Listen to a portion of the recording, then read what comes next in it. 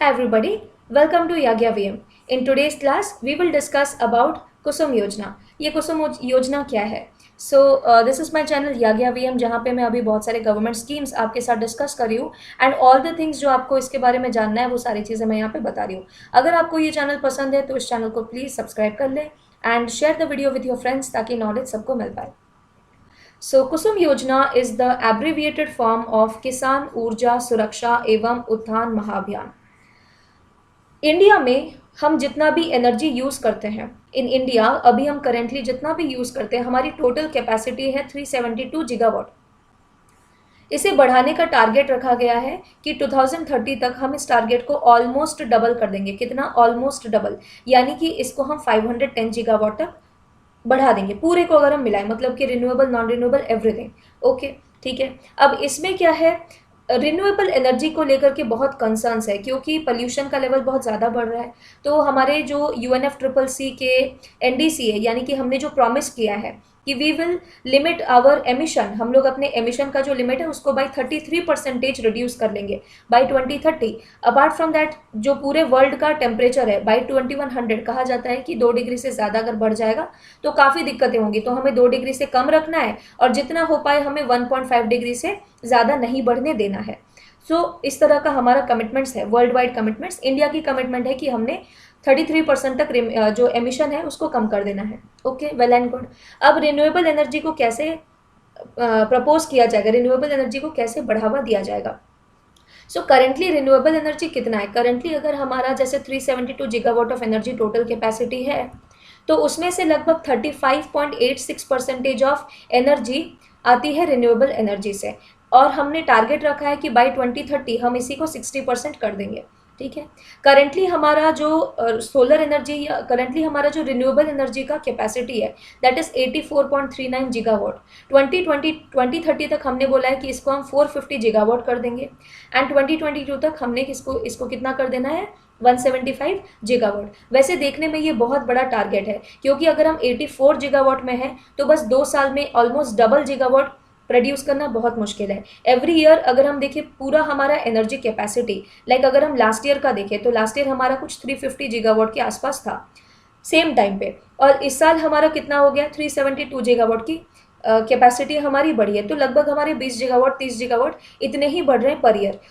ये इतना amount of increase करना उतना पॉसिबल तो नहीं होगा. हाउएवर गवर्नमेंट ने दूसरे कुछ उपाय भी निकाले हैं जिससे कि सोलर एनर्जी को और बढ़ावा दिया जा सकता है, जैसे कि इसको एग्रीकल्चर में लाना और डे टू डे लाइफ में दूसरे प्रोजेक्ट्स में इसको इंक्लूड करना. उनमें से एक है कुसुम स्कीम, यानी कि कुसुम स्कीम फार्मर्स के साथ भी रिलेट करता है, कंट्री के सोलर एनर्जी के साथ भी रिलेट करता है, एग्रीकल्चर के साथ भी रिलेट करता है. ओके, तो फार्मर्स की इकोनॉमिक स्टेटस जो है उसके साथ, सोलर एनर्जी यानी कि क्लीन एनर्जी की तरफ और एग्रीकल्चर को ओवरऑल बूस्ट करने के बारे में भी इसकी पहल है.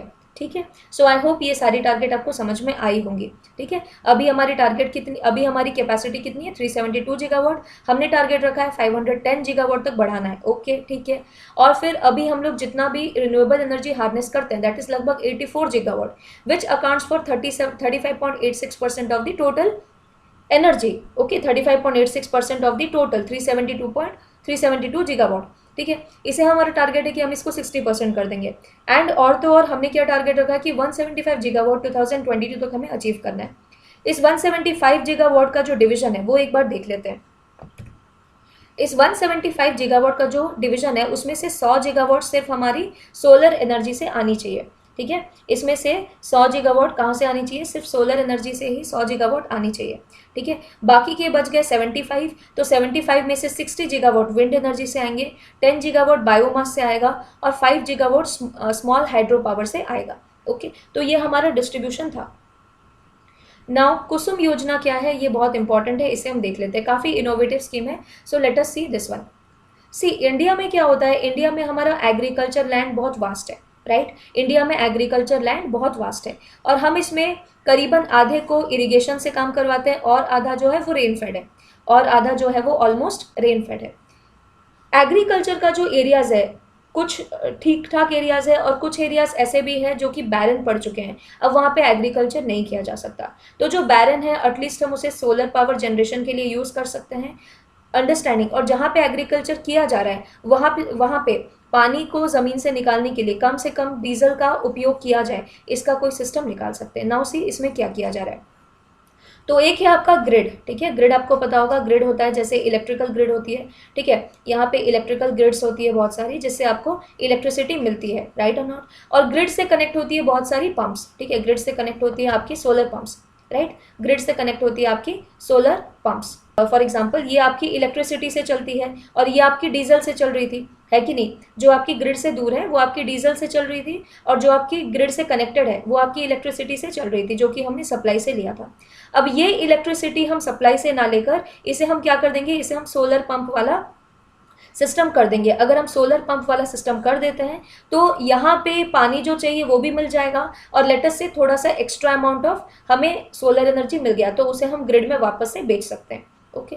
और जहाँ पे डीजल यूज़ करके पंप चलाए जाते थे, मतलब जो ग्रिड से दूर थे, तो वहाँ पे हमने सोलर पंप की व्यवस्था करवाई है, गवर्नमेंट ने वहाँ पे सोलर पंप की व्यवस्था करवाई है, ताकि जो सोलर एनर्जी है वो सोलर एनर्जी से ही हमारा पंप चल पाए और वहाँ पे डी डीजलाइजेशन किया जा सके।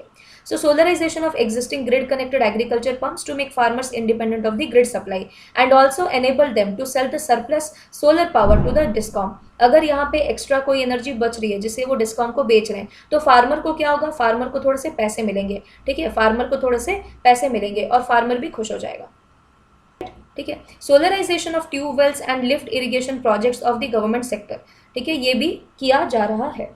आई होप आपको कुसुम स्कीम समझ में आया होगा। If you like the channel do subscribe to the channel और इन वीडियोस को शेयर करें अपने दोस्तों के साथ। नेक्स्ट वीडियो में फिर मिलेंगे। Thank you everybody. Friends, my name is Yagyasani Patra. I teach on Unacademy Live. This is my referral code Yagya Live, YAGYALIVE.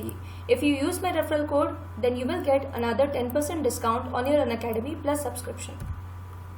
For Civil Services 2021, Odisha Foundation course has been launched. So Nirman Foundation course, जहाँ की 25th में start हो जाएगी. In that, we are preparing students for Odisha Civil Services 2021. I am teaching Science, Tech and Current Affair in this particular course. So what are all my courses on Unacademy? First of all, Polity from M. Lakshmikant part 1 has been already completed. So you can watch the recordings, and my upcoming course Polity from M. Lakshmikant part 2 will just be started in June. So if you want to learn polity from me, you can join me on Unacademy. Then complete Science and Technology for OPSC and other government job examinations. Third, Current Affairs. So weekly current affairs also I am covering on Unacademy platform. This is my referral code YAGYA9, and alternatively you can also use my referral code Yagya Live, YAGYALIVE, for getting additional 10% discount. So आपण ए referral code को भी use करे परिबे, and you can also use this referral code to get an additional 10% discount. These are my courses, so if you want to learn from me, you can join me on Unacademy Plus platform. The payment pattern is for 6 months it is 5,600, for 12 months it is 7,000 rupees, for 24 months it is 8,400 rupees. So you will get training not only for one exam but for many, okay, under this single platform of Unacademy. In this fee structure, you will get additional 10% if you use my referral code Yagya9, YAGYA9, or if you use my referral code Yagya Live, YAGYALIVE, okay, to get additional 10% discount. Apart from that, there is no cost EMI option available for 6 months, 12 months and 24 months on your subscription. Finally, optimism is the faith that leads to achievement. Thank you so much for watching. Have a nice day and let's crack it.